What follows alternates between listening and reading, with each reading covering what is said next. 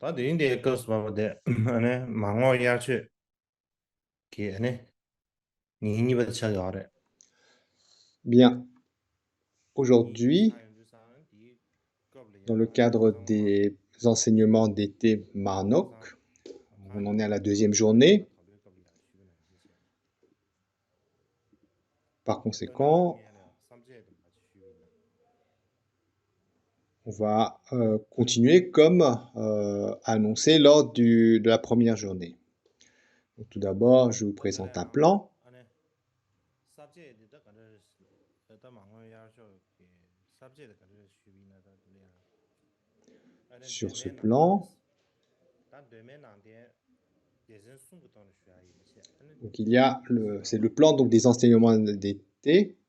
Le premier des trois 되면 안 principaux 돼. points porte sur le 이제 bouddhisme 간제지 originel, comme on 롱 avait évoqué la 쉬쉬 première journée. Donc, il y a 다들 7 수업이 sous-points. 되면 안 돼. 숨럽사 Donc, dans les 다 되면 premiers des 7 points, 숨럽사 ce sont des points qu'on a abordés les années d'avant. 다들 주어 잡을래야 드링크 스파버들이야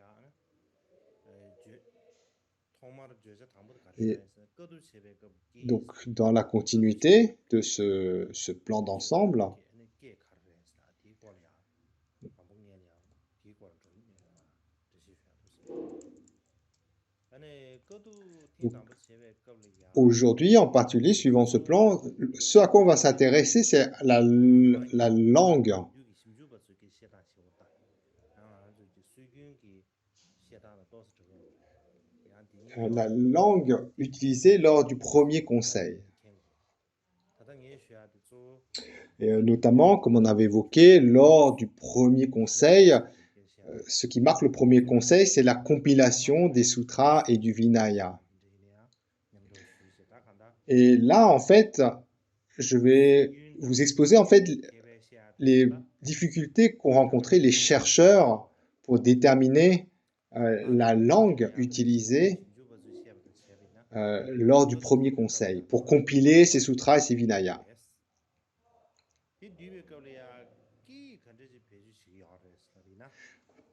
Comme on vient de dire, le premier conseil, en fait, marque la compilation des sutras et du Vinaya, ce qui deviendra par la suite la corbeille des sutras et la corbeille des Vinayas.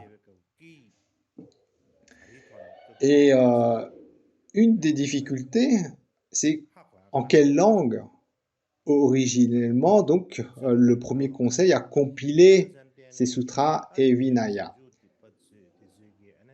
Donc ça, c'est ce sujet est on peut dire un casse-tête pour les chercheurs et les historiens.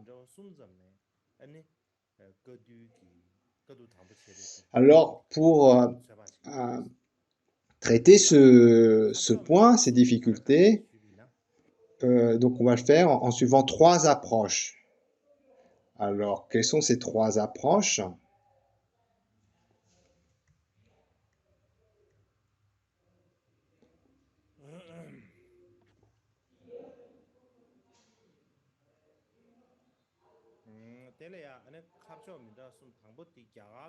Donc, sur le plan, vous avez les 3 approches. Donc, la première, c'est l'approche en se basant sur les textes indiens, les textes ancestraux indiens, anciens. Ensuite,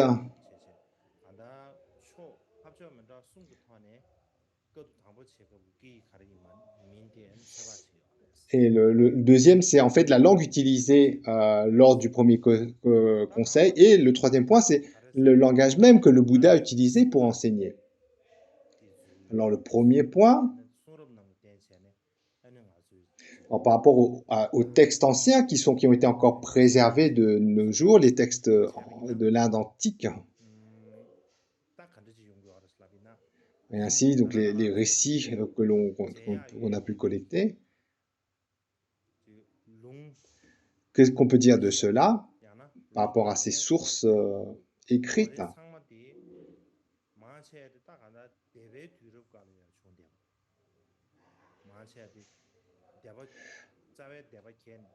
Donc, comme on a évoqué la fois d'avant, la plupart des textes anciens qu'on a en main, en fait, viennent de l'époque qui suit le bouddhisme originel, l'époque du bouddhisme des écoles.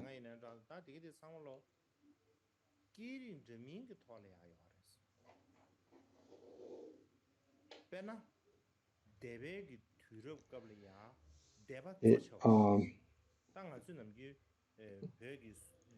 donc, du coup, en fait, ces écrits en fait, sont teintés par la partialité ou l'évolution des écoles qui a préservé ces écritures. Par exemple, dans l'époque du bouddhisme, on peut distinguer principalement quatre principales écoles parmi les différentes. Et ces quatre écoles, elles sont notamment associées géographiquement à différentes régions. Donc, ceci dit, là, on parle de quatre principales écoles, mais ensuite, techniquement, certains chercheurs ou historiens pensent qu'il y en a, que ce n'est pas propre de considérer ainsi ces quatre écoles. Néanmoins, par rapport à, donc, ce qui caractérise l'époque des écoles du bouddhisme, c'est qu'il y a différentes écoles. Notamment, donc, couramment, on parle des 18 écoles philosophiques. Mais pendant cette époque des écoles, donc l'époque qui suit le bouddhisme original, beaucoup de chercheurs s'accordent à dire qu'on peut distinguer parmi ces différentes écoles quatre principales, notamment associées à leur façon dont ils se sont développés. Notamment la première, le Mahasangika, l'école Mahasangika, elle s'est développée sud-ouest de l'Inde, dans les régions sud-ouest de l'Inde, et elle a été transmise avec la langue parlée de cette région, le Prakita. Alors ensuite, il y a la deuxième principale des quatre écoles est Sthaviravada, qui, elle, se caractérise par le fait qu'elle s'est principalement développée dans la région ouest d'Udhyana. Alors que la première s'est plutôt développée au sud-ouest, celle-ci plutôt à l'ouest. Bon, c'est pas très loin non plus. Et elle utilise, pour la transition de ses écritures, une écriture qu'on appelle Peisheshi, quelque chose comme ça. Et ensuite, la troisième, Samithya, l'école Samithya, qui était devenue populaire dans les régions un peu plus éloignées de l'ouest de Suranesena, donc centrée autour de Mathura. Alors, elle a été transmise dans la langue Surasena Aprabrasha. Donc, c'est une langue qu'on appelle ainsi.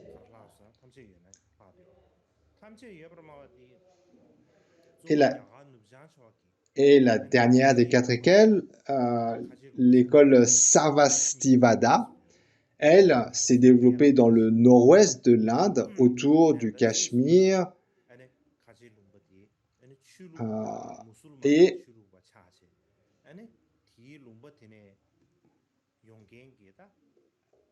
donc même si par la suite cette région est devenue plus connue comme étant une région musulmane, lorsqu'on parle de... Donc ça c'est une petite anecdote par rapport aux Tibétains. Donc parce que le nom de la région Cachemire en tibétain est associé à la religion musulmane. Quoi qu'il en soit, donc cette école Sarvastivada s'est développée au nord-ouest de l'Inde, autour des régions qu'on connaît sous l'appellation du Cachemire. Et elle utilisait comme transmission le sanskrit principalement. ou l'écriture de l'école Sarvastivada était principalement le sanskrit. Alors ces quatre écoles, si on cherche à connaître leurs caractéristiques, en fait, ce qui distingue en fait ces quatre écoles, probablement vient beaucoup plus tard en termes historiques. Ce qui veut dire, ce qui nous permet de distinguer quelle est la différence entre la première, la deuxième, la troisième, la quatrième école, etc. Ces caractéristiques distinctives, elles viennent relativement tardivement, historiquement parlant.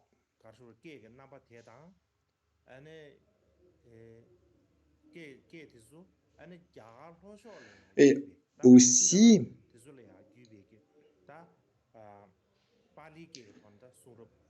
par rapport à la langue utilisée, ces langues sont moins anciennes que le pali. Donc le pali qui est utilisé notamment dans la transmission dans les régions du sud apparaît comme étant la langue pali étant plus ancienne que les langues utilisées dans les autres écoles. Donc les langues qu'on a évoquées. Alors comment on sait ça?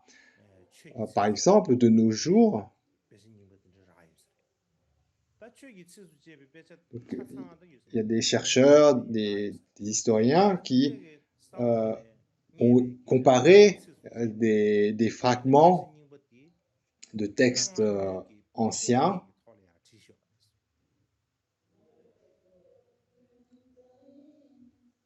donc, ces textes anciens qui étaient écrits dans la langue parlée de la région.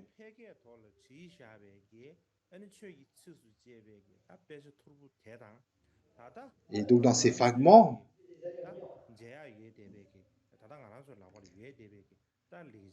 et par rapport à des textes en sanskrit ou les textes en sanskrit, donc lorsqu'ils ont comparé ces différents textes,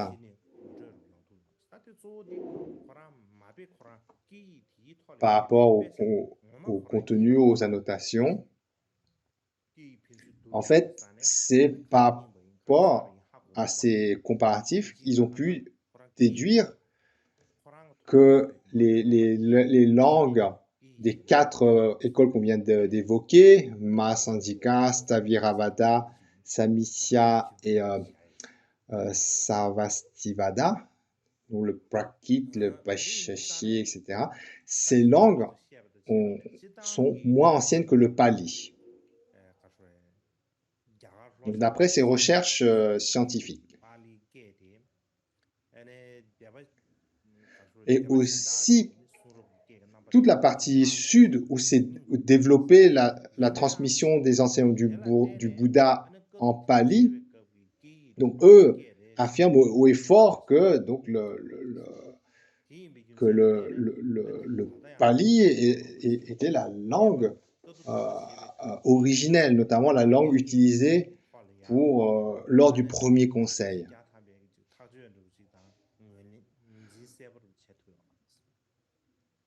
Mais même si donc ces personnes de la tradition du Sud qui ont transmis les enseignements en langue pali insistent sur ce point, est-ce que on peut considérer ça comme acquis ou non?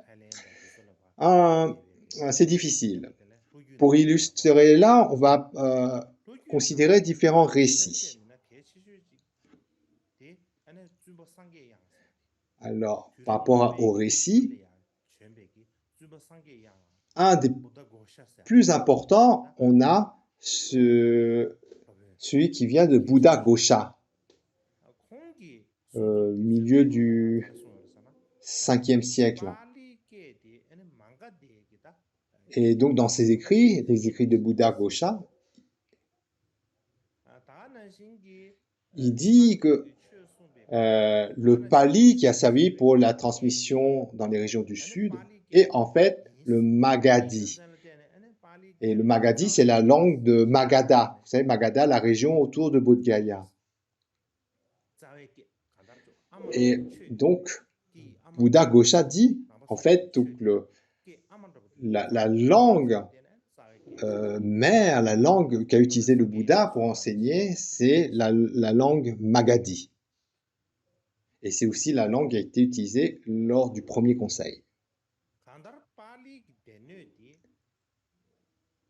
Alors, quand on regarde la corbeille, les écrits en pali, les groupements de sutras en pali,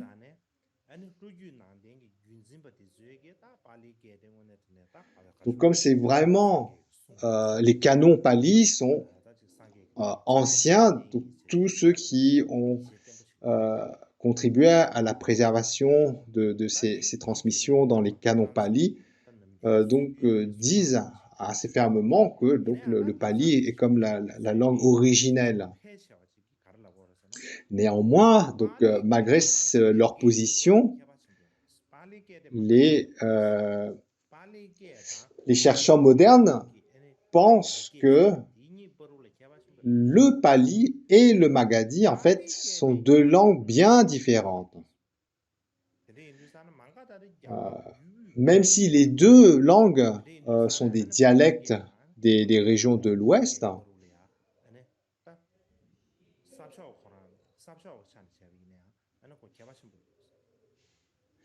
par rapport aux régions dans lesquelles ces deux langues étaient utilisées, les chercheurs donc pensent que c'était deux langues différentes. Et puis aussi, certains pensent que dans la mesure où le bouddhisme a été développé au Sri Lanka par Mahindra, donc il est connu comme étant le fils du roi Ashoka. Généralement, c'est ce qui est admis. On considère que Mahindra, c'était le fils du roi Ashoka. Et lorsque Mahindra propage les enseignements du Bouddha au Sri Lanka, donc lorsqu'il développe les enseignements du Bouddha, quelle langue il utilise? En fait, il utilise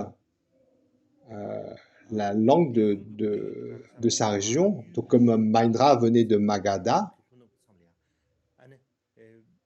il a transmis ses enseignements aussi dans un dialecte de sa région natale, la région de Vidisha, dans le sud-ouest, la partie sud-ouest de l'Inde centrale.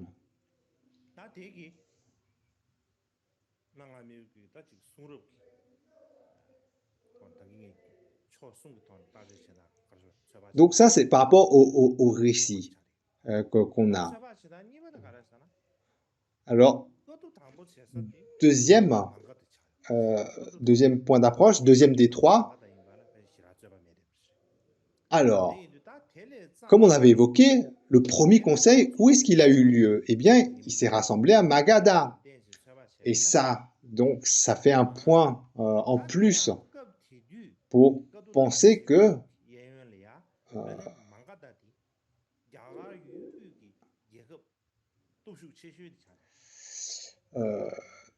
donc que la langue du premier conseil était fortement associée au lieu où il s'était rassemblé. Et en plus de ça, pourquoi le premier conseil s'est rassemblé à Magadha?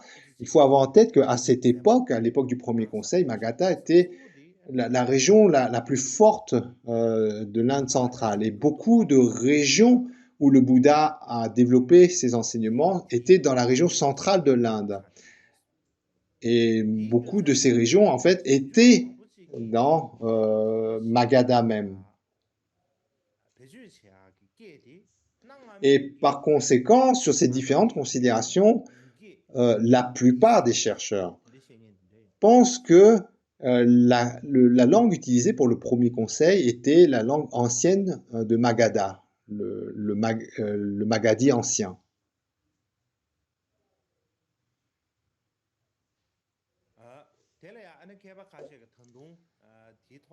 Sur ce, d'autres personnes enchérissent en disant en faisant l'hypothèse que,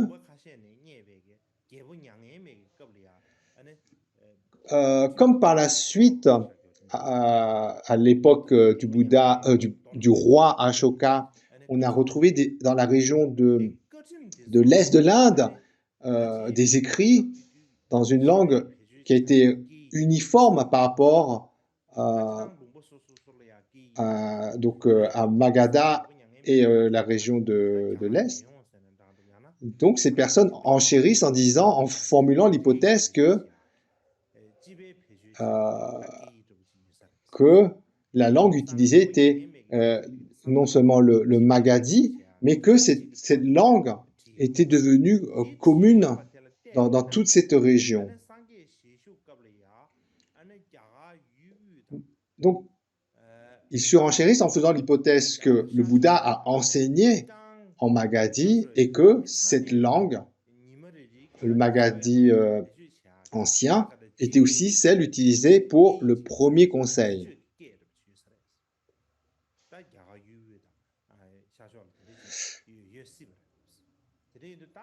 Cependant,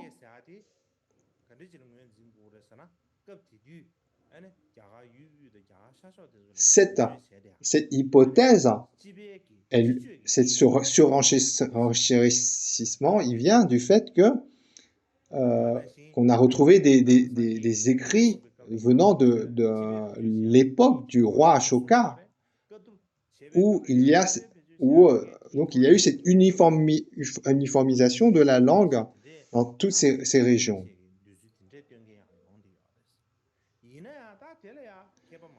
Mais cependant, beaucoup de chercheurs et d'historiens réfutent cela. Ils réfutent ce surenchérissement. Donc ils réfutent pourquoi? Parce que, comme on a évoqué la dernière fois, l'époque du roi Ashoka, c'est au moins 100 ans après le parinirvana du Bouddha, jusqu'à 200 ans, entre 100 et 200 ans plus tard que le parinirvana du parinirvana. Et par conséquent, si à l'époque du roi Ashoka, il y a eu cette uniformisation de la langue entre les régions Est et la région de Magadha, il est peu probable que, avant que le roi Ashoka ait procédé à une forme de réunification de l'Inde, que cette langue commune et qui s'étend jusqu'à l'est de l'Inde était établie à l'époque du Bouddha.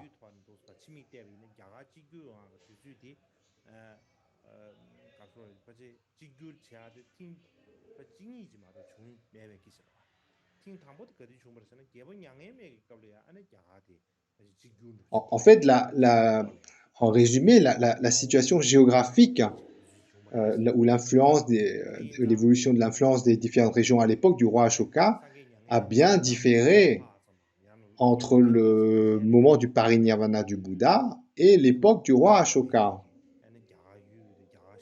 Ce qui fait que beaucoup de chercheurs réfutent cet surenchérissement.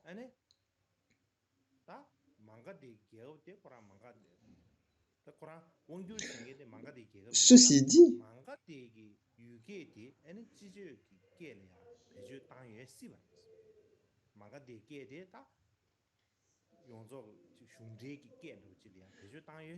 donc, il paraît très probable que donc cette uniformisation du langue, le fait que la langue le Magadhi ancien, la langue de Magadha, s'est propagée jusqu'aux régions de l'Est, et pour inclure également les régions du Gange, est probable du fait de l'influence de la région de Magadha. Déjà à l'époque du Bouddha, comme on l'a dit, c'était une région qui avait un pouvoir très fort.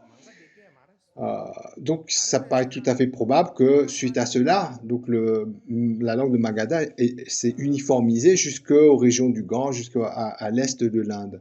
Mais cette uniformisation, qu'elle ait eu lieu à l'époque, déjà à l'époque du Bouddha, beaucoup en sont sceptiques.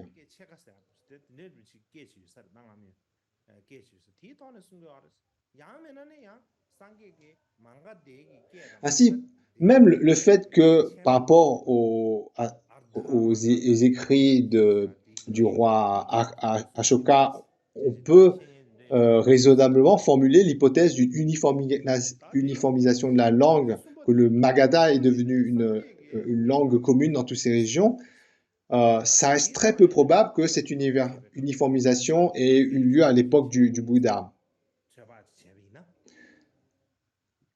Et puis, d'autres personnes disent aussi que à l'époque du Bouddha, la langue du Bouddha n'était pas l'ancien Magadhi, mais une langue encore plus ancienne que ce qu'on appelle l'ancien Magadhi, donc intitulé l'ancien Ardha Magadhi. Alors, la troisième approche. Alors, troisième approche, à l'époque du Bouddha Shakyamuni, il y avait déjà beaucoup de langues différentes en Inde. Il y a différentes régions, différents dialectes. Et donc, donc, il semble qu'il y avait déjà à cette époque des langues et des dialectes très différents, ne serait-ce que d'une région voisine à une autre, etc. Non seulement cela, mais également au sein des différentes classes. Par exemple, les castes élevées, comme les castes brahmines et les castes royales, parlaient une langue raffinée, comme le sanskrit, alors que les castes plus basses avaient des langues dont le niveau n'était pas aussi raffiné.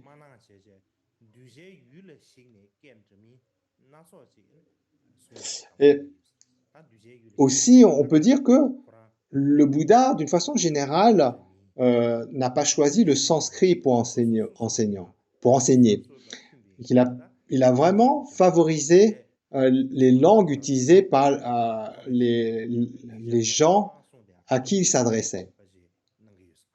Et notamment dans les agamas, dans ses écrits, donc il y a des récits ou des témoignages qui montrent que le Bouddha refusait d'unifier la langue du Dharma. Par exemple, dans la corbeille du Vinaya en Pali, il y a une section qui rapporte que deux moines, Yasha et Gopaka,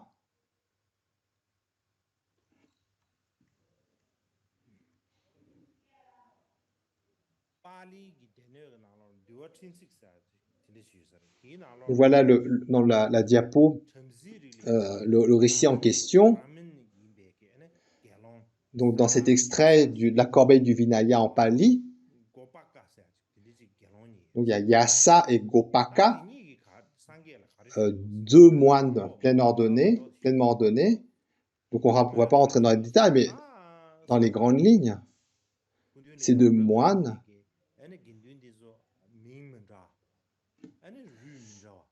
donc ces deux moines sont de famille brahmine. Ils se présentent devant le Bouddha et disent « Oh Bhagavan !» De nos jours, il y a des moines ordonnés de différents noms, de différents clans, de différentes classes sociales, de différentes strates, etc. Et chacun de ces moines utilise leur propre langage. Et par conséquent, en faisant ainsi, ils altèrent les paroles du Bouddha au travers de leur propre dialecte.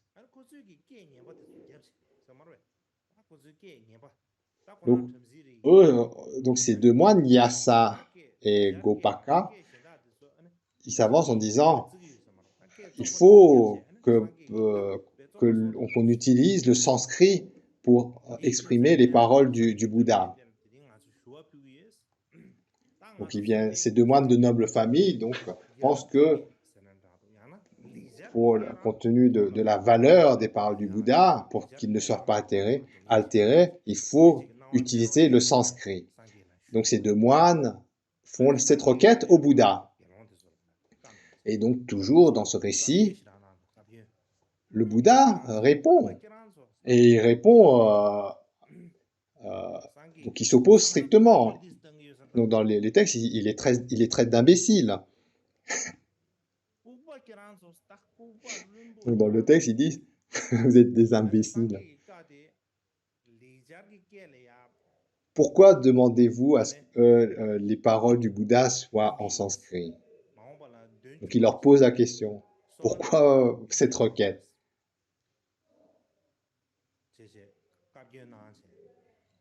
Donc il les gronde d'une certaine façon. Enfin, quand on lit le style de l'écrit, le Bouddha réprimande ces deux moines. Il les traite d'imbéciles. Donc il leur pose cette question et il dit, mais réfléchissez. Si on fait comme vous dites, les gens qui n'ont pas une foi particulière dans les enseignements du Bouddha, c'est pas ça qui va leur faire naître la foi.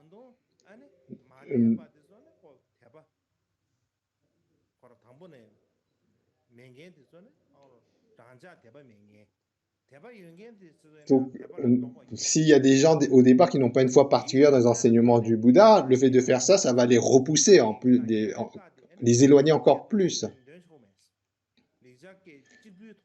Et non seulement cela, mais même par rapport à ceux qui ont déjà la foi dans les enseignements du Bouddha, instaurer une telle règle ne va pas leur faire accroître leur foi. Et par conséquent, vous allez tourner contre vous ceux qui ont foi dans les enseignements du Bouddha comme ceux qui n'ont pas foi dans les enseignements du Bouddha. Et le Bouddha, donc, demande justement à ne pas traduire donc ces paroles en sanskrit. Il dit, si vous faites ça, ça va être comme la chute des enseignements. Non, pardon, ça va être une transgression. Donc il demande que ce qu'il enseigne ne soit pas traduit en sanskrit, et c'est plus qu'une demande, en fait, ils disent que si vous faites ça, c'est une transgression. Et aussi, dans le sutra Vinayamaka, le Bouddha demande au moine de ne pas accorder trop d'importance à l'expression, à la formulation, à essayer d'exprimer avec des belles paroles, des belles tournures, chercher des beaux mots. Donc il leur dit ça, de ne pas accorder autant d'importance parce que il dit ce qui est important, c'est le sens. Vous devez garder en tête le sens, l'intention de mes propos, le sens de mes propos. Ne vous perdez pas dans les belles expressions, le fait de chercher des élaborations de langage. Et il précise, enseigner, donc il précise à ses disciples qui sont capables d'enseigner, il a dit, enseigner en accord avec la façon de parler des gens à qui vous enseignez. Adaptez-vous aux coutumes et à la façon de s'exprimer dans les régions où vous allez. Et donc, par rapport à ces considérations, on peut clairement voir que le Bouddha lui-même enseignait en différentes langues en fonction des disciples à qui il avait affaire.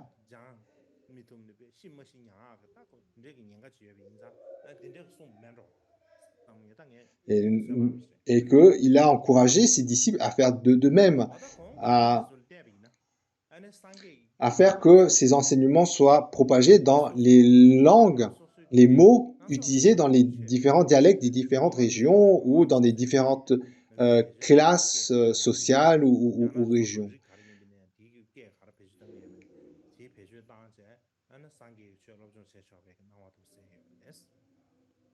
Et également, dans le Dhammaguptaka Vinaya, le Bouddha a dit « Récitez les sutras tels que vous les avez compris en fonction des langues et des coutumes de chaque région et tradition. »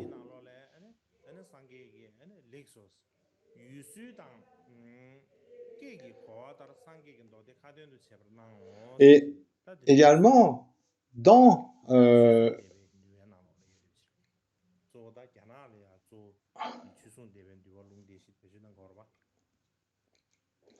donc par rapport à ces différentes sources citées, donc il apparaît clairement, donc l'idée du Bouddha est très claire là-dessus. Donc non seulement cela, si on se réfère au Vinaya qui a été traduit en tibétain, notamment dans la section parlant de sujets mineurs du Vinaya,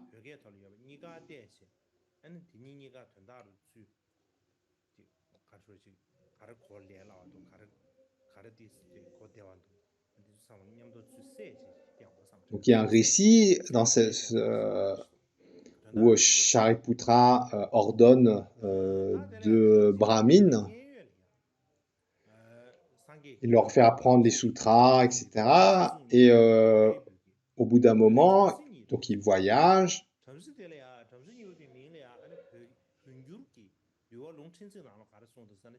Alors, dans ce Vinaya, traduit en tibétain, donc il y en a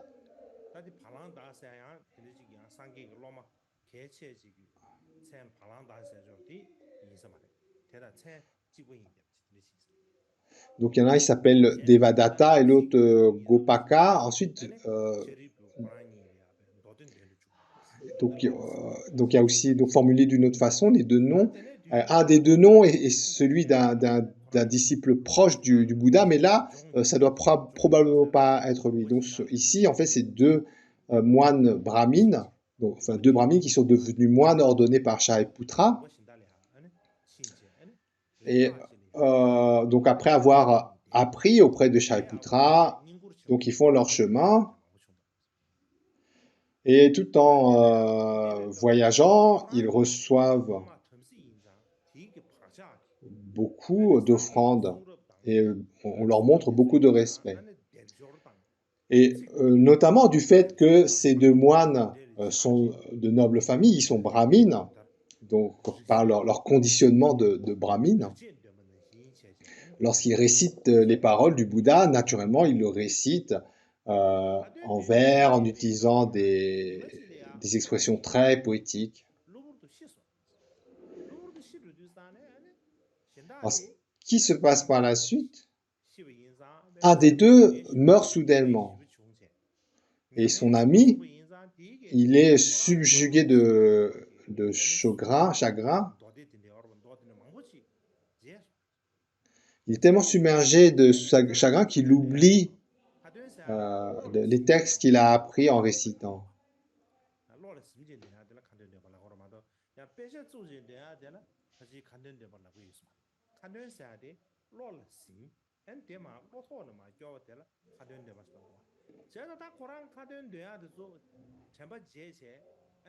Et donc, petit à petit, noyé dans son chagrin, il oublie donc ce qu'il récitait, et puis également dans sa situation, il a moins l'occasion de réciter, donc de faire ses récitations, donc de recevoir des offrandes. Donc il est un peu dans une situation difficile et il va donc traverser différentes régions, chercher subsistance un peu en s'éloignant. Il va jusqu'à Shravasti. Mais il a beaucoup oublié de ce qu'il avait appris en récitation.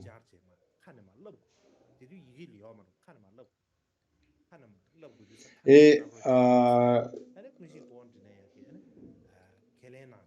ensuite, il rencontre Kundinya, un autre bouddhiste, auprès de qui il lui demande de réciter, parce qu'il a oublié, donc il veut réapprendre auprès de cette personne, de Kundinya.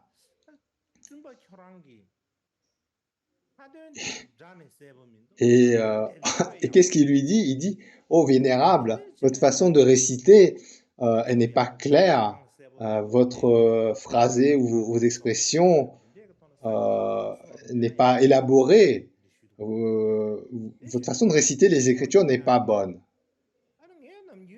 Et Kundiana, il dit, ben, moi, je récite comme ça d'habitude, c'est comme ça que j'ai appris.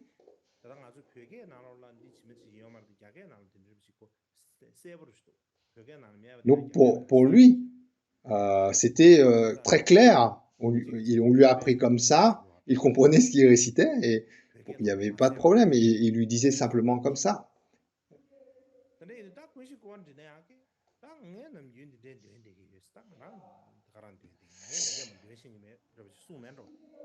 Ah, donc ce moine brahmine rend hommage à Kundiana tout de même en lui euh, ensuite, il va voir également, donc, on appelle 9 nétènes, enfin, 9 anciens, donc c'est des moines, on va dire, vraiment anciens, avec beaucoup d'expérience, etc.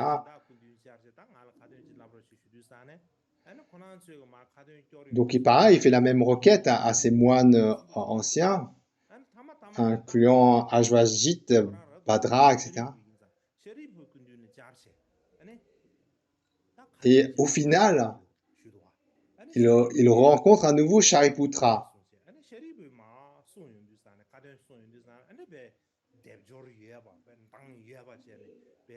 Et il refait la même requête.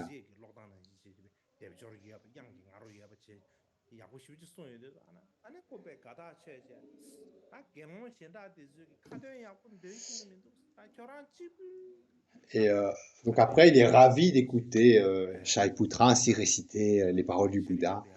Et il se plaint auprès de Shariputra en disant, oh, là, tous ceux, donc les grands moines que j'ai rencontrés, même les abos, ils ne savent pas réciter proprement.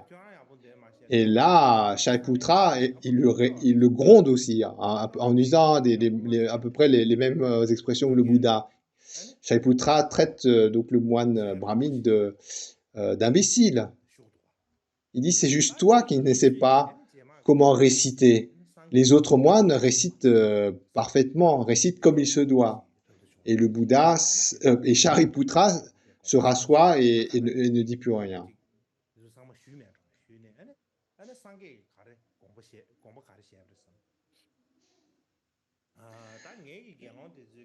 Et probablement, donc, ce genre de remarque est venu jusqu'aux oreilles du Bouddha.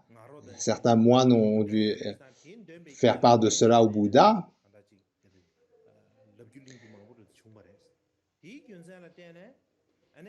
Et le Bouddha, en fait, a exprimé le fait que ce genre de problème arrive parce que certains font du zèle en récitant les paroles du Bouddha, en essayant de mettre ça sous forme de vers, avec de façon mélodique. Et il a donc interdit de réciter en utilisant donc des mélodies védiques. Donc là également, dans ce texte-là, on trouve le Bouddha qui énonce comme une transgression le fait de réciter les paroles du Bouddha en utilisant des mélodies védiques. Donc il a établi cela comme étant, donc, dans les grandes lignes, le Bouddha donc, a dit que c'était une infraction de réciter les paroles du Bouddha en essayant de faire du zèle de façon mélodique ou utiliser des expressions poétiques, etc. Et la seule restriction à cette infraction, c'est que si c'était fait en accord avec les coutumes locales, si on venait dans un endroit où c'est la coutume locale de réciter avec des mélodies ou si c'est dans les usages locaux, eh bien, donc, à ce moment-là, c'était permis. Mais en dehors de cela, faire du zèle en récitant, en utilisant des belles expressions, des belles mélodies, et ça, le Bouddha l'a interdit. Et d'une façon générale, au regard des différentes régions où le Bouddha a voyagé, notamment dans la partie centrale de l'Inde et où il a enseigné le Dharma. Donc il a enseigné dans beaucoup de régions différentes. Et une grande partie de ces régions étaient dans les royaumes de Magadha et Kosala. Et de ce fait, on peut en déduire que probablement, très probablement, il n'a pas enseigné dans une seule langue. Et de la même façon, ses disciples proches, eux-mêmes également, ont étudié le Dharma dans leur propre langue. Et qu'est-ce qu'il en découle en conséquence? C'est que lors du premier conseil, lorsque les paroles du Bouddha sont compilées, l'idée de rassembler les paroles du Bouddha, c'est de les préserver telles que le Bouddha l'a enseigné. Et donc d'utiliser les propres mots, les propres expressions du Bouddha lui-même. Et dans la mesure où le Bouddha a enseigné en différentes langues, en accord avec les dialectes des différentes régions, et que le souci du premier conseil était de préserver les paroles du Bouddha telles qu'il les a exprimées, il en découle que la compilation même de ces enseignements ont dû être faits avec différentes dialectes, différentes langues. Et que par conséquent, que même à l'époque du premier conseil, la compilation des enseignements du Bouddha ne s'est pas alors fait en une seule langue. Donc sur ce, nous marquons une pause de 30 minutes.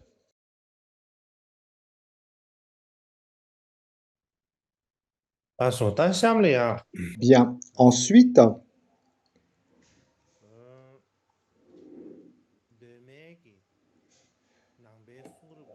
concernant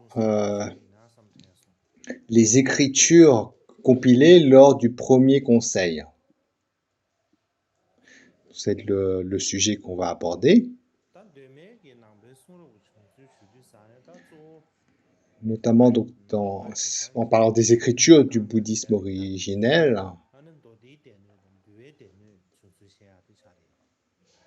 C'est ce que de nos jours on connaît principalement sous le terme de la corbeille du sutra et corbeille du Vinaya. Et la fois d'avant, donc il y a 2 ans, nous avons discuté du premier conseil. Et donc la question qui vient ici, c'est qu'est-ce qu'il en a résulté de ce premier conseil?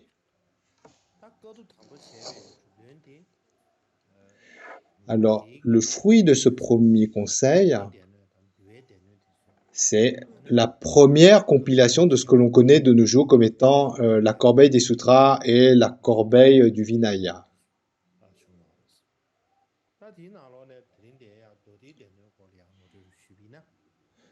Et aujourd'hui, plus spécifiquement, on va parler de la corbeille des sutras, de ce qui était à l'origine la corbeille des sutras.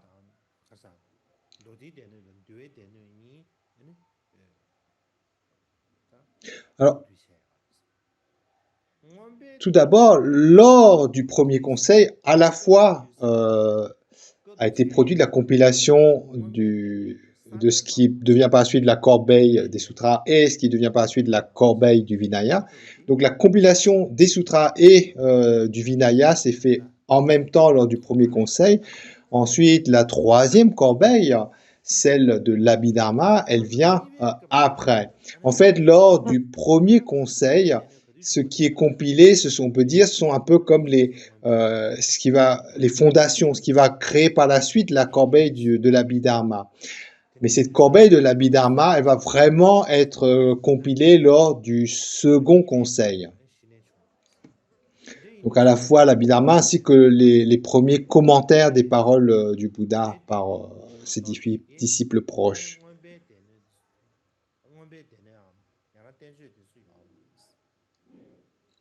Ainsi, lors du premier conseil, n'est compilé que les sutras et le Vinaya.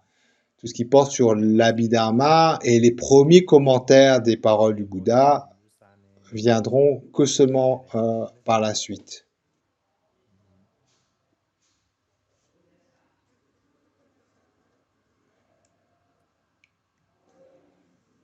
Et comme on a dit, on commence avec les compilations des sutras.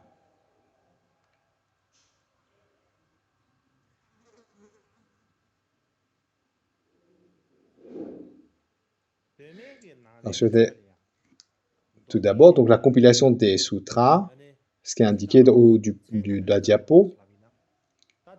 Alors, le nom pour parler de ces compilations de sutras, en chinois,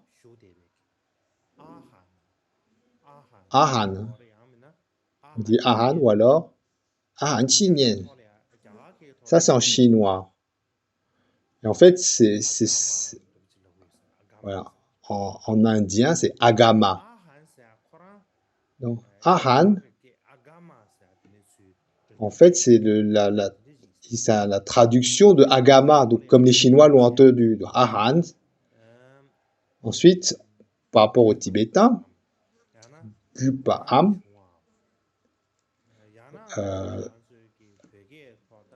donc en tibétain, le terme ou les termes utilisés pour traduire Agama ont le sens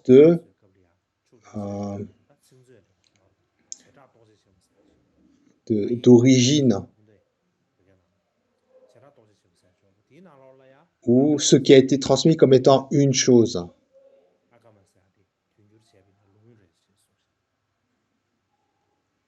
Donc dans le terme tibétain, ou les termes tibétains pour traduire Agama, donc c'est un peu comme donc, la parole transmise, donc comme une transmission, la parole transmise ou la parole comme elle vient, d'où elle vient.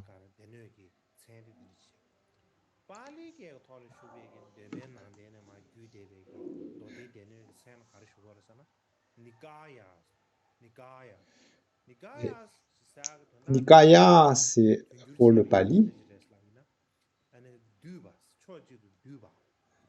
Donc, dans le terme Nikaya en Pali, ça la notion de quelque chose qui est compilé, qui est regroupé, quelque chose qui est rangé en catégories.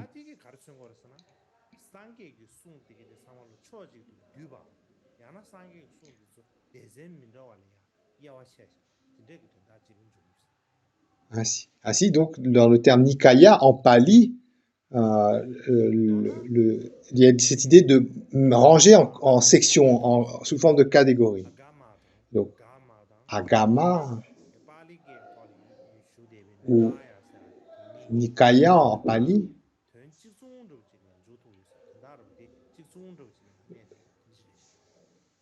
donc, ce sont des termes qui sont synonymes en bref. Agama en indien ou Nikaya en Pali sont des termes sanskrits. Ça fait référence aux enseignements du Bouddha qui ont été compilés, rangés en sections, en catégories. Ainsi, le Panchanikaya est une collection de ces différentes compilations.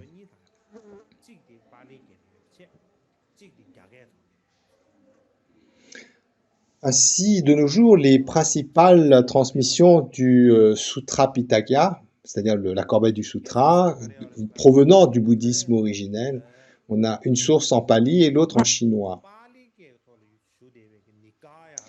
Alors, quelles sont les différences et caractéristiques de ces deux transmissions de la corbeille du Sutra?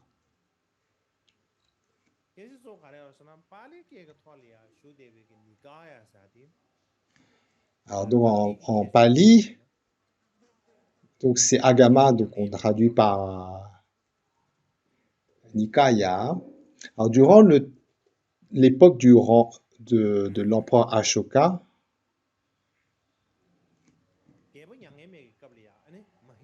à l'époque du roi, de l'empereur Ashoka. Il y a Maindra, comme on l'a évoqué tout à l'heure, qui est connu comme étant le fils de l'empereur Ashoka. Donc à l'époque de l'empereur Ashoka, il y a le moine pénordonné Mahindra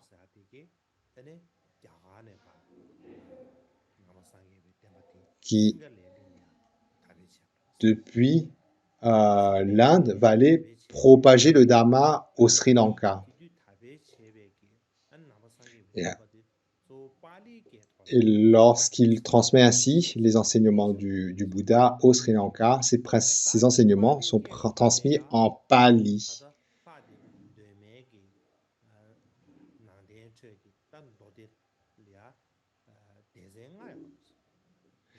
Et donc, dans cette compilation des sutras en Pali, il y a on dit 5 nikayas, ou 5 compilations. Et donc ce Pancha Nikaya, ou ces 5 nikayas, 5 compilations des sutras, constituent les fondations, les bases du bouddhisme au Sri Lanka.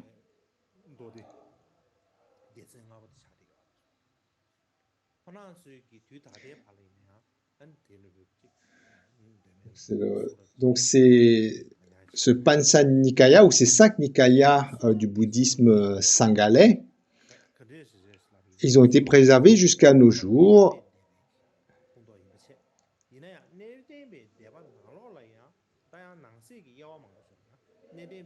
Alors ces écritures, elle vient de l'école Vibhajavadin. Donc ensuite, il y a différentes lignées. C'est un peu comme la lignée Kagu, par exemple.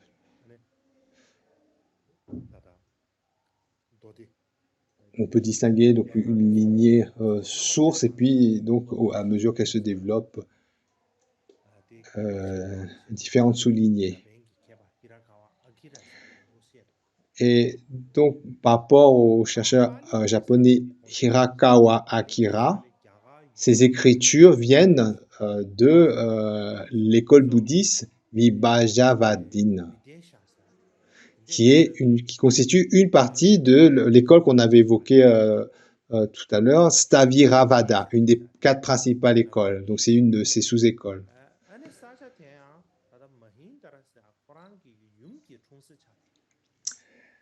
Et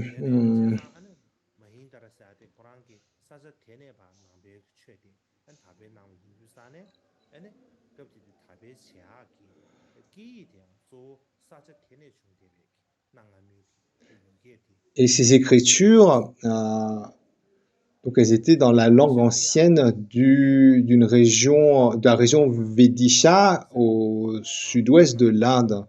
Enfin, c'est la région natale de Mahindra, natale de la mère de Mahindra. Et c'est donc le bouddhisme de cette région que Mahindra a amené au Sri Lanka. Alors, les agamas traduits, donc qui ont été préservés par la lignée en chinois. En fait, c'est à l'opposé géographiquement, dans le sens où ces sutras, ces compilations de sutras, ces agamas traduits en chinois, elles étaient transmises par l'Asie centrale jusqu'en Chine. Et dans les grandes lignes, ces agamas sont pratiquement les mêmes que les Nikayas en Pali.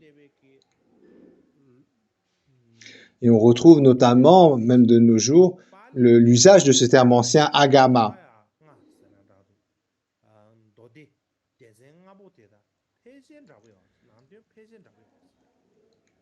Alors, pour revenir à la version Pali, donc on parle de 5 groupements ou 5 Nikaya,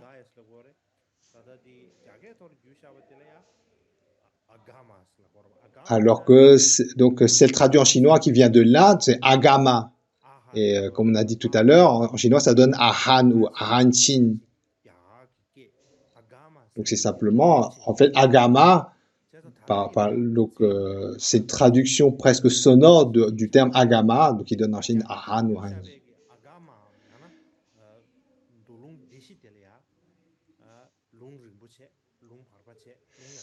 Alors, dans la compilation Pali, il y en a 5. Il y a donc le premier, c'est Digha Nikaya, les longs discours. Le deuxième, les discours de longueur moyenne. Le troisième, les discours connectés. Le quatrième, les discours numériques.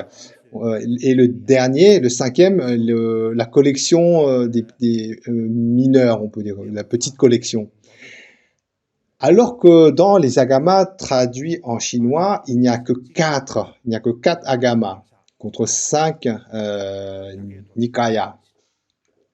Alors dans les 4, il y a les longs discours, le discours de longueur intermédiaire, les discours mineurs et les discours numériques.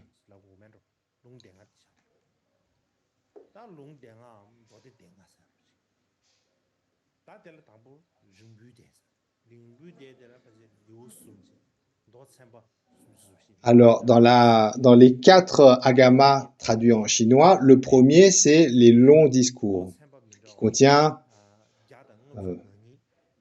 22 volumes, une trentaine de sutras.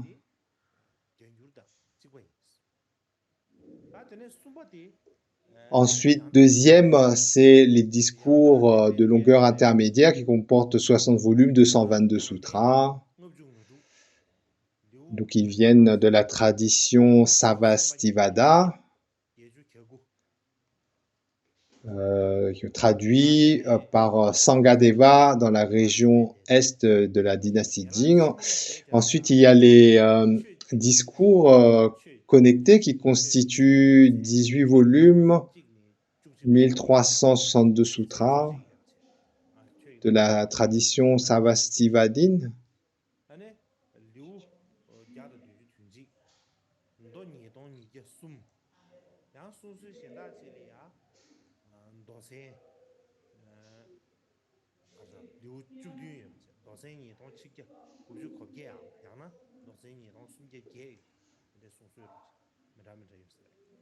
Donc, donc il y a une énumération.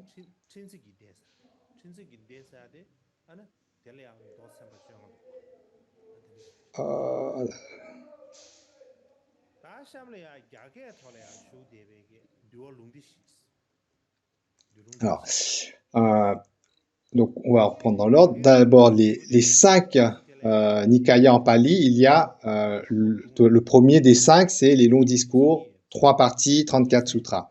Deuxième, discours intermédiaire, en 15 parties, 155 sutras, donc 98 sont identiques à la traduction en chinois.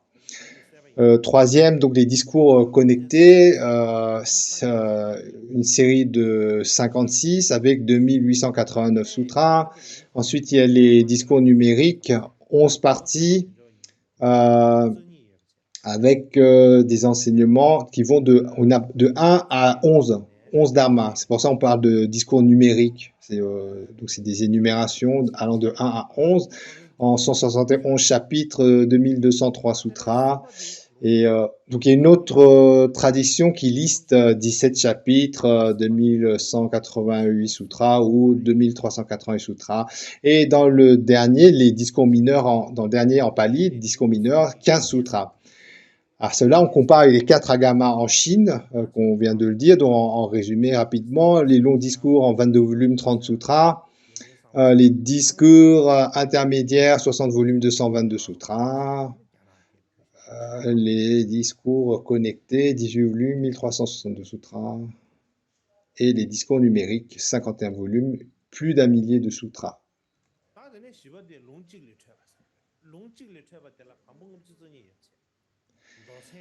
Alors, dans les discours numériques, comme on a dit, c'est une numération de 1 à 11. Donc là, c'est des différents dharmas avec des énumérations de 1 à 11.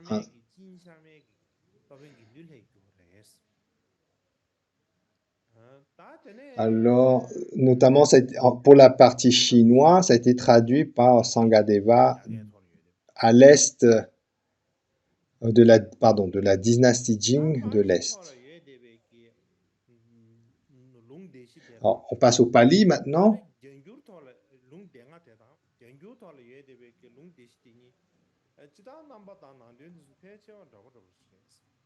Alors, quand bien même dans la version pali, il y a 5 Nikaya, 5 Agama et 4 en chinois, en fait, dans le contenu, c'est très similaire. C'est extrêmement proche.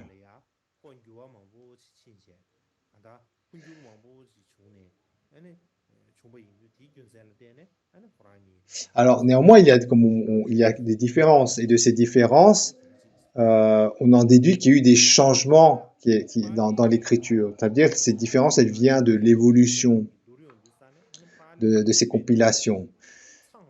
Et globalement, pour parler dans les grandes lignes, les écritures pali semblent un peu plus complètes. La particularité des textes traduits en chinois, c'est qu'elles viennent de différentes écoles.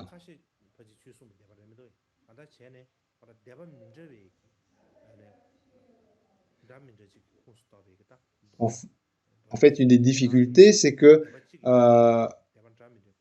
c'est comme s'ils n'ont pas pu traduire les agamas provenant d'une seule école.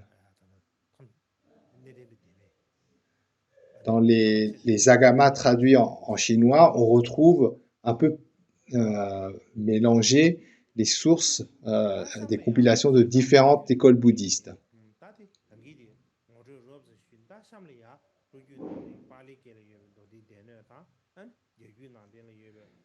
Et donc là maintenant, on va donner pour développer cela, quelques descriptions historiques pour parler à la fois donc de ces agamas dans la tradition des Pali, les 5 Pitaka, et dans la tradition chinoise, les 4 agamas.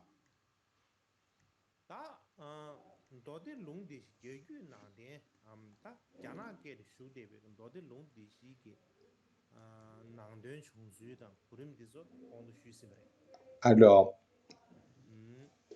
comme on a dit, les agamas tels qu'ils ont été transmis et dont on a accès de nos jours par la lignée passant par la traduction chinoise, il y a 4 gros groupements.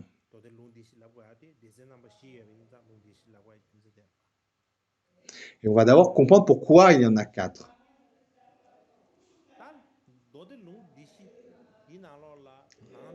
Alors, dans ces 4,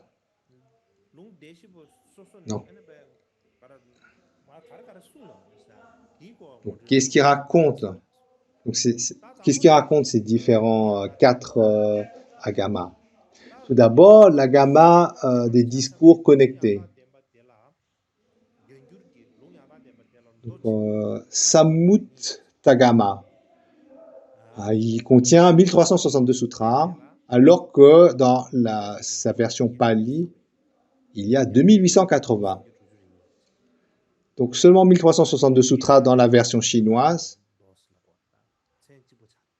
Et donc en fait, ils portent le même nom, c'est-à-dire les discours connectés, Samyuttagama. Donc ça a le même nom, donc traduit en chinois et puis en pali, mais donc c'est le même titre, le même sens, le titre ont le même sens. Et dans ces discours connectés, on retrouve notamment les listes des terminologies du Dharma. Dans les sutras notamment, on retrouve les fameux 5 agrégats, les 12 bases sensorielles, les 18 éléments, les 12 liens de connexion interdépendante et les sujets qui sont reliés à cela. Tout ce qui est relié aux 5 agrégats, les 12 bases sensorielles, etc.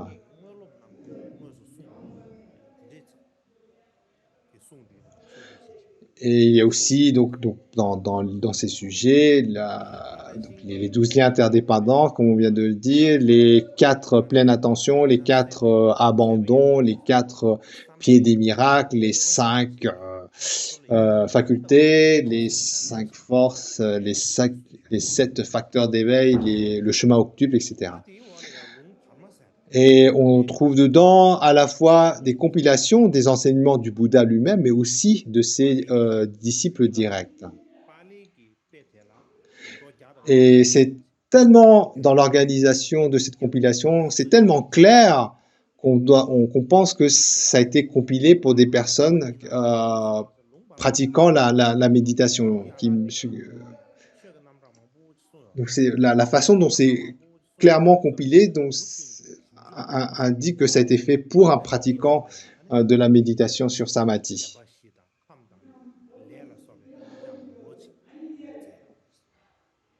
Alors, concernant les discours de longueur moyenne, Madhyamagama, alors il y a 152 sutras dans la version pali contre 222 dans la version chinoise. Alors, le sujet de ces discours de longueur moyenne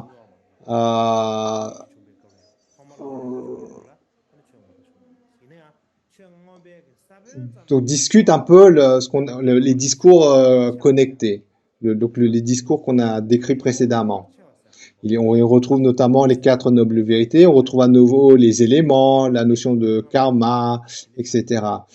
Et les sutras d'analyse qu'on appelle les vibhangas. Et ces vibhangas, ces sutras d'analyse, elles sont en fait les graines ou les prémices de ce qui deviendra par la suite l'Abhidharma.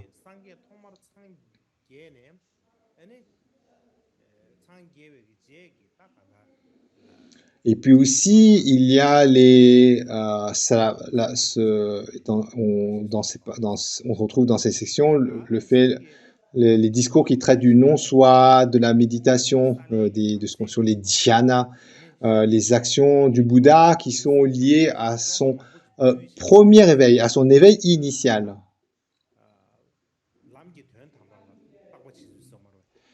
Et il y a aussi des sutras tels que Gosingasala, le sutra Gosingasala, qui parle des grands disciples tels que Shariputra, Moggallana, Mahakasyapa,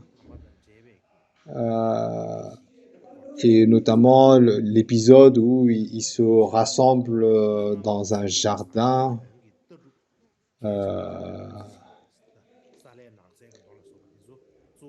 et discutent au clair de lune de comment on doit analyser et pratiquer le chemin vers l'éveil.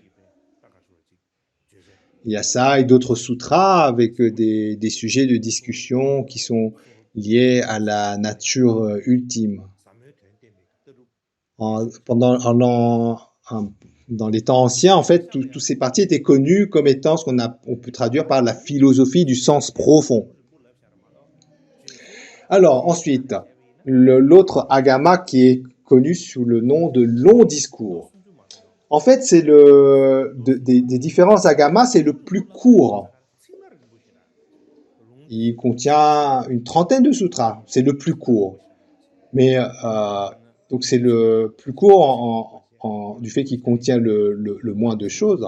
Mais ce qu'il contient est très long. Les sutras qu'il contient sont très longs. C'est pour ça qu'on appelle ça l'agama des longs discours. Il y a des longs passages, et notamment des sutras où le Bouddha critique les philosophies non bouddhistes donc il y avait à son époque. Donc il est à ce moment-là, donc le Bouddha expose, critique alors notamment donc dans ces sutras où le Bouddha critique les philosophies non bouddhistes, il y a le fameux sutra des filets de Brahma. C'est un sutra d'ailleurs qui existe en tibétain. Et il y a aussi le sutra des fruits du chemin spirituel.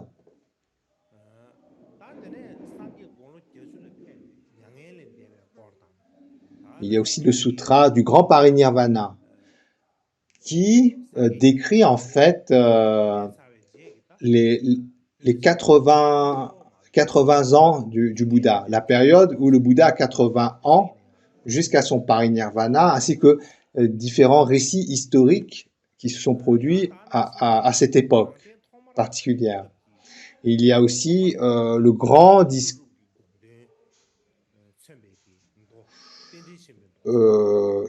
discours euh, sur les collections interdépendantes.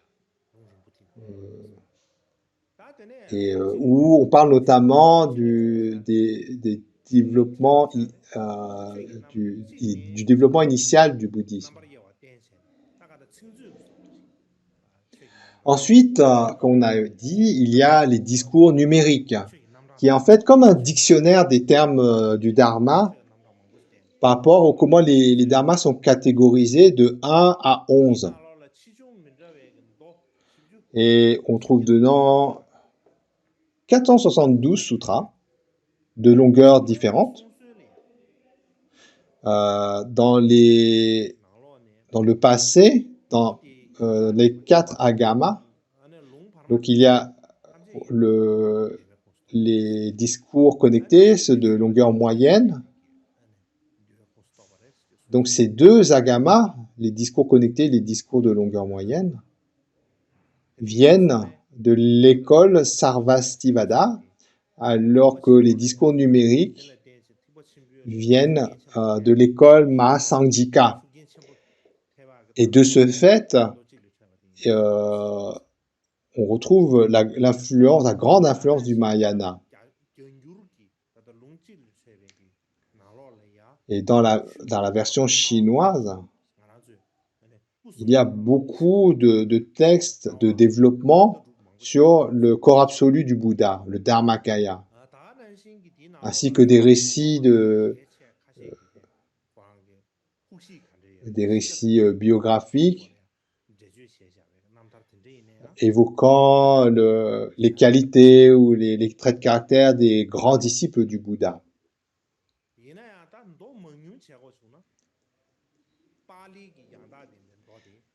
Mais lorsque l'on compare au discours numérique dans la version Pali, où il y a 2363 sutras, donc 2063 comparé à 472. Donc la version chinoise ne contient même pas la moitié des sutras qu'il y a dans le Pali. Ceci dit,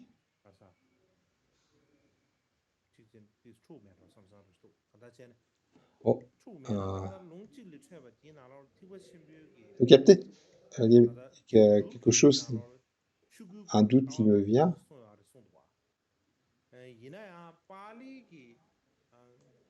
Donc dans le texte, donc là j'ai un doute là.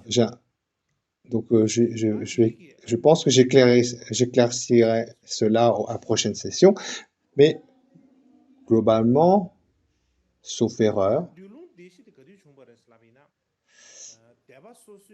donc même s'il y a beaucoup plus de sutras dans le Pali que dans la version chinoise, il y a des sujets qui ne sont pas abordés dans la version Pali et qui le sont dans la version chinoise.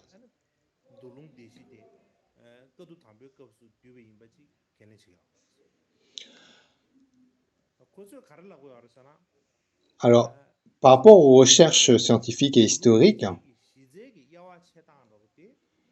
les 4 agamas, donc tels qu'on les retrouve dans la traduction en chinois, donc ces sutras-là, en fait, ont été compilés lors du premier conseil.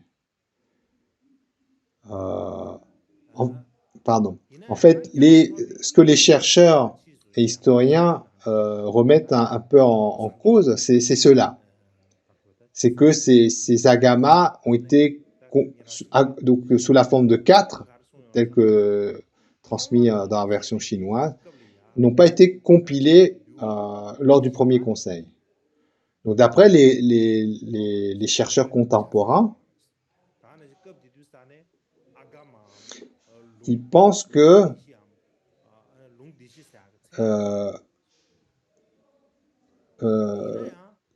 ce n'était pas encore compilé ainsi comme 4. Ce qui était le terme même de Agama, c'est pas sûr qu'il était établi lors du premier conseil. Donc, notamment, il y a le maître chinois Xi Shu, donc par ses travaux, il remet donc il remet en doute en écrivant que lors du premier conseil, la compilation ne devait probablement pas n'avait pas cette division en 4 parties. Et il ne devait même pas avoir le nom d'Agama. En fait, mais néanmoins, il y avait toutes les fondations pour donner par la suite ces 4 Agama et le terme de Agama.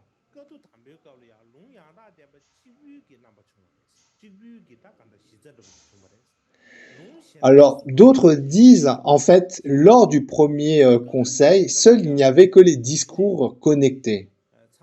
En fait, étaient compilés que les discours connectés dans les agamas qu'on a énumérés. Donc, il y a les longs discours, les discours moyens, discours connectés. Et ils pensent que pendant le premier conseil, seuls les discours connectés étaient compilés. Et que les autres agamas, en fait, graduellement se sont développés autour pour former les 4 agamas qui, par contre, eux, ont été finis de compiler lors du deuxième conseil. Donc, dans l'ordre, donc il y a les discours connectés, ensuite viennent les discours de longueur intermédiaire, et c'est au final les longs discours et les discours numériques terminent la compilation. Alors comment ils ont pu déterminer cela? Alors, qu'est-ce qui leur a permis de déduire cette chronologie? Alors par rapport, en fait c'est par rapport comment c'est construit dans les agamas traduits en chinois.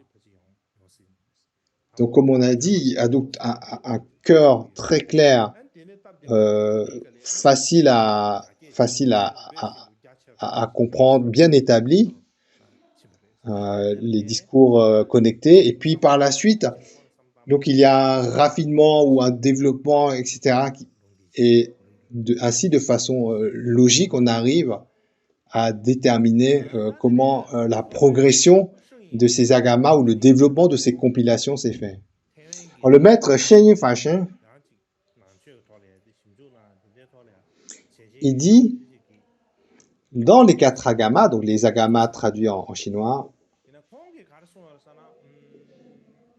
donc c'est un maître qui est décédé, mais donc pour développer le sujet, qu'est-ce qu'il a laissé comme travaux? Il dit, tout d'abord, les discours connectés, c'est extrêmement simple et clair. Facile à comprendre, tout est clair, tout est vrai. Ensuite, les discours de longueur intermédiaire, le sujet est très proche des discours connectés. Ensuite, les longs discours et les discours numériques, le style notamment, beaucoup plus élaboré. Les sujets aussi sont plus élaborés.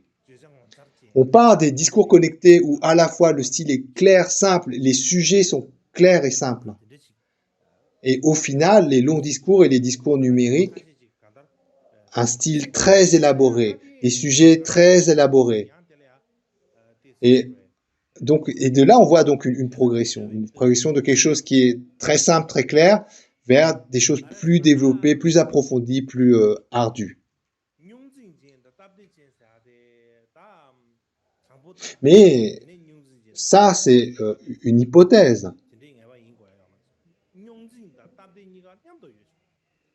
Parce que tout peut coexister en même temps des choses simples et compliquées, n'est-ce pas?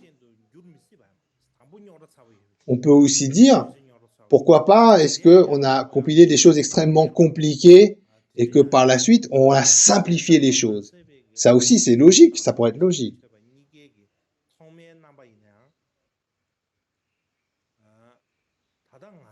Et aussi la question, les longs discours et les discours numériques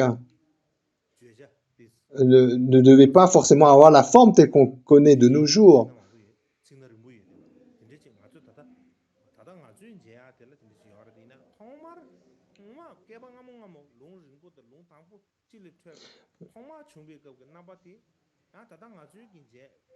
Et la question donc demeure sur qu'est-ce que de ces agamas étaient déjà clairement compilés lors du premier conseil.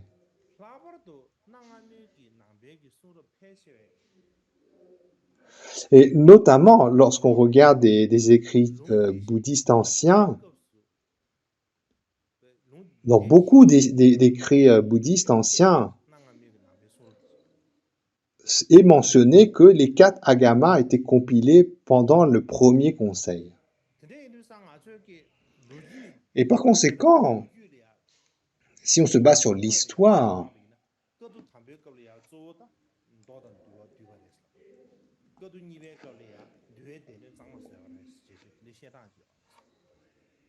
par rapport à l'histoire, donc il est commun de dire, lors du premier conseil, c'était compilation du Vinaya et des Sutras, deuxième conseil, Abhidharma et les commentaires.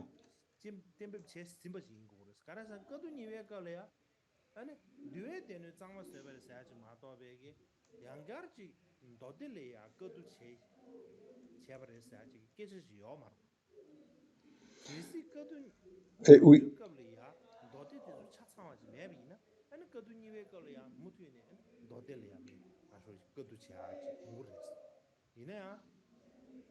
Donc il y a aussi l'hypothèse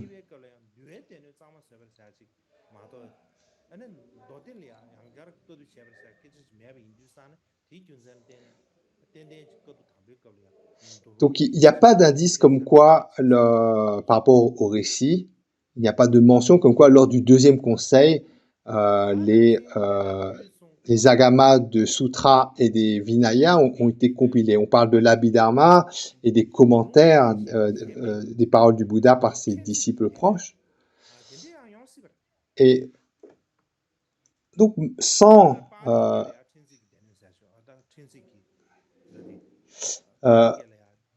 par exemple, donc, comme on a dit, dans la version pali, il y a 5 collections, contre 4 dans la version chinoise. Il y a les discours, on va dire, mineurs, ou le petit groupement de discours. Donc, il y a...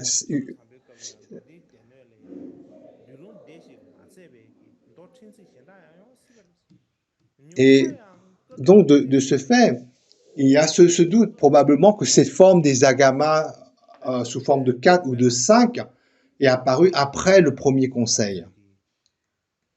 Ce qui fait donc qu'il y a cette distinction, pourquoi 5 dans la version pali et 4 dans la version chinoise.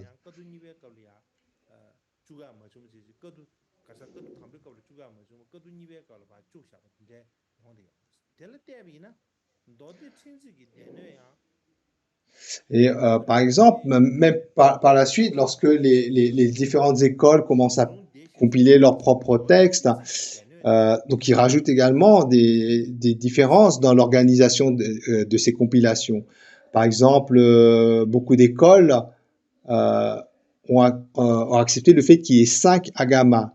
Mais par exemple, l'école des Sarvastivada, eux, donc mentionnent qu'il n'y en a que 4 et n'acceptent pas les discours mineurs, donc le 5e agama. Donc ils pensent que ce n'est pas une compilation originelle.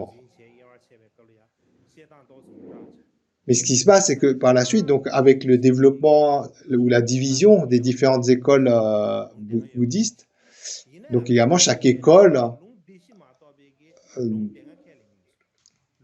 développe ou enrichit à sa façon ces agamas.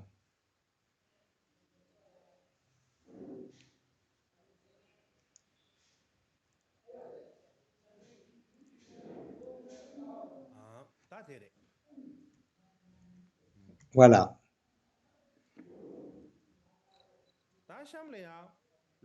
Ensuite, hein,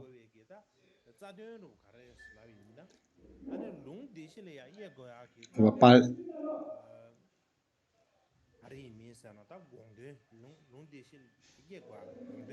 Donc un peu la.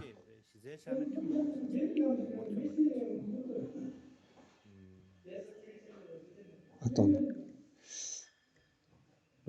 L'idée ici, c'est un peu l'idée qu'il y a par rapport à ces différentes compilations. Pourquoi les choses ont été compilées de cette façon.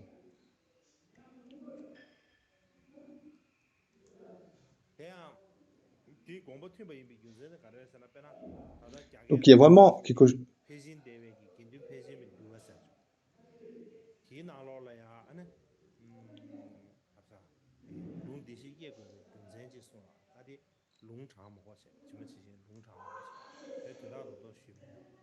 Donc, bon, sans rentrer dans les détails,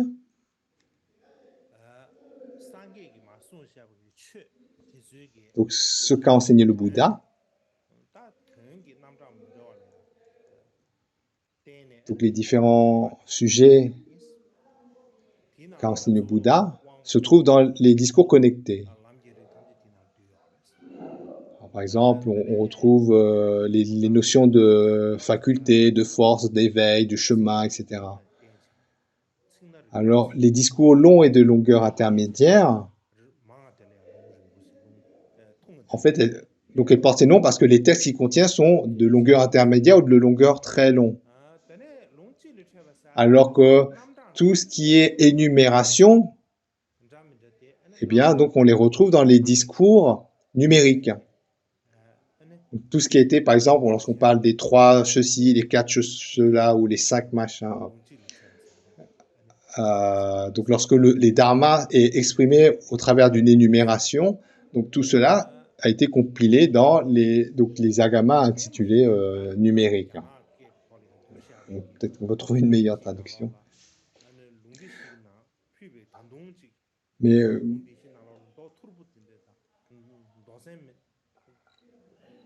globalement, voilà l'idée. Lorsqu'on parle donc de ces 4 agamas, le sens des discours connectés, le sens des longs discours, c'est les discours intermédiaires et les discours dits numériques.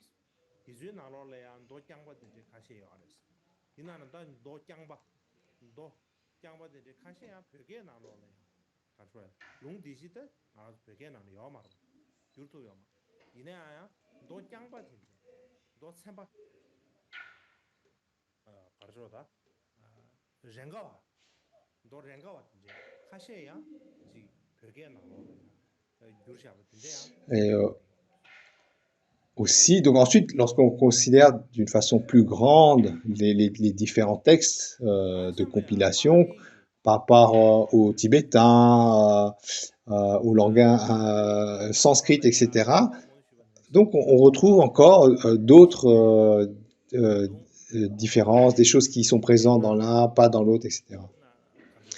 Alors, pour parler donc maintenant de la version Pali, les Patna Nikaya. Donc là, comme on a dit, dans la version Pali, il y a un 5e, en plus des discours connectés, des longs discours, discours intermédiaires, discours numériques, il y a donc les discours mineurs, une partie donc intitulée, qu'on peut traduire comme ça.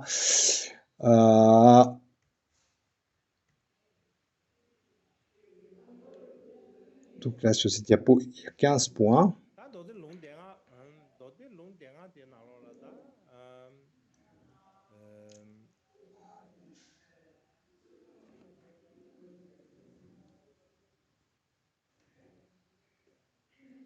Alors, donc, ces 15 points, en fait, qui décrivent donc ce 5e agama qu'on trouve en pali, qui n'est pas dans le chinois. Alors là-dedans, on trouve ce qu'on appelle les passages courts.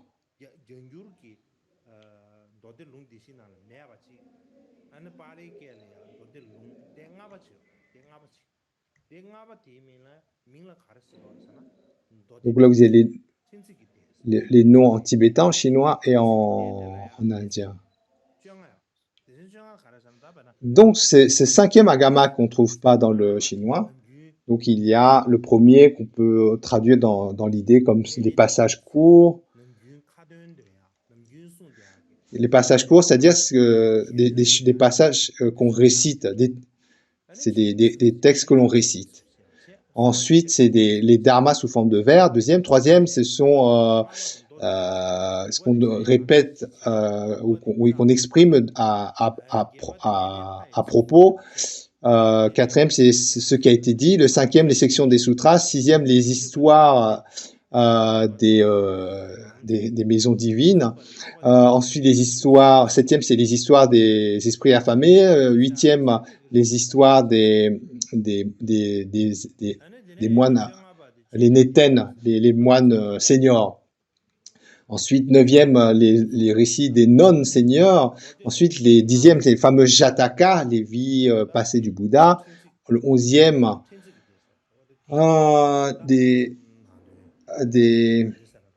les enseignements sur le sens définitif. Le douzième, porte sur le chemin de discrimination, de discernement. 13e, des récits biographiques. 14, des chroniques des Bouddhas. Et ensuite, le 15e, on peut dire la corbeille de la conduite ou des actions. Donc voilà dans les grandes lignes en quoi est composé ce cinquième agama, ce cinquième pitaka en pali.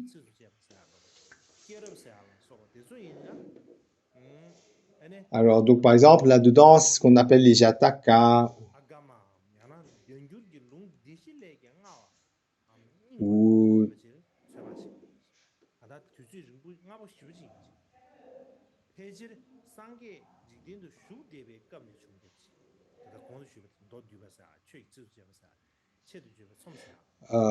dans les grandes lignes, en fait, dans tous cette liste, il y a des textes qui ne viennent pas de la même époque.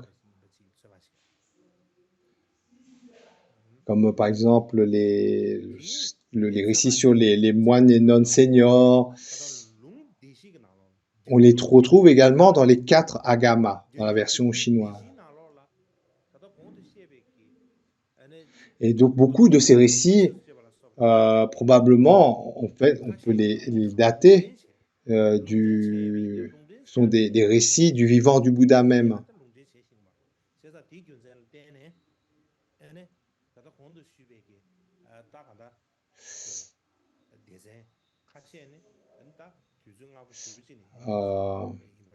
Donc, globalement, en résumé, ces discours mineurs, là, beaucoup de ces textes, en fait, sont des textes très anciens.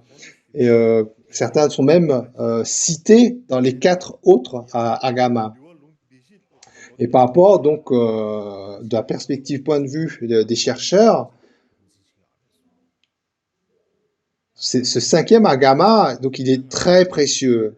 Même, on considère même plus précieux que les 4 autres agamas. Parce que donc c'est des compilations de textes qui sont très anciens et qui donnent vraiment une idée de comment le bouddhisme originel, donc l'idée ou la pensée du bouddhisme originel.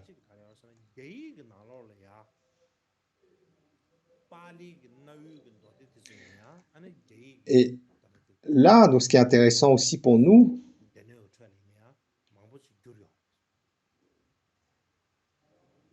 c'est donc cette comparaison qu'on peut faire entre les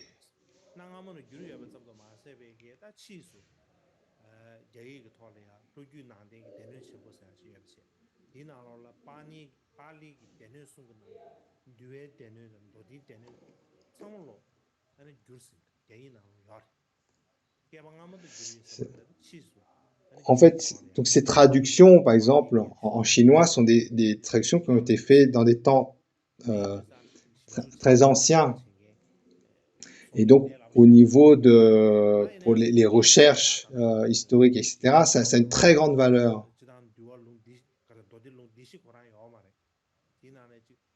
Par exemple, maintenant, pour parler du tibétain, on n'a pas toutes ces collections. On a des fragments de tout ça, mais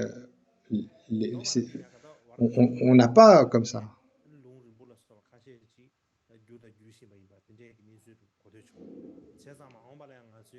Mais donc, ceci dit, en ce moment, il y a des traductions qui sont faites en tibétain, basées sur ce qui existe dans d'autres langues.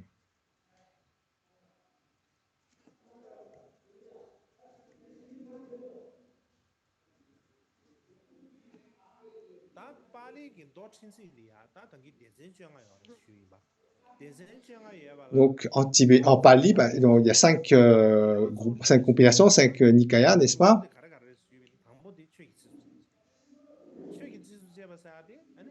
Et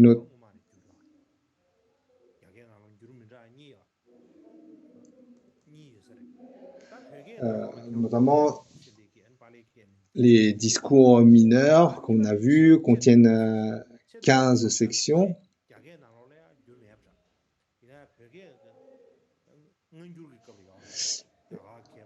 Et donc, avec les travaux qui sont faits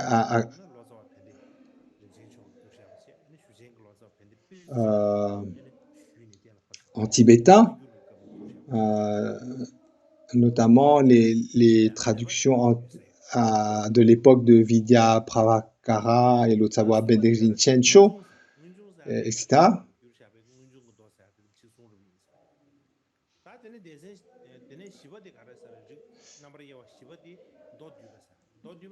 En résumé, donc, concernant donc le cinquième en pali, une partie des 15 sections ont été traduites en tibétain.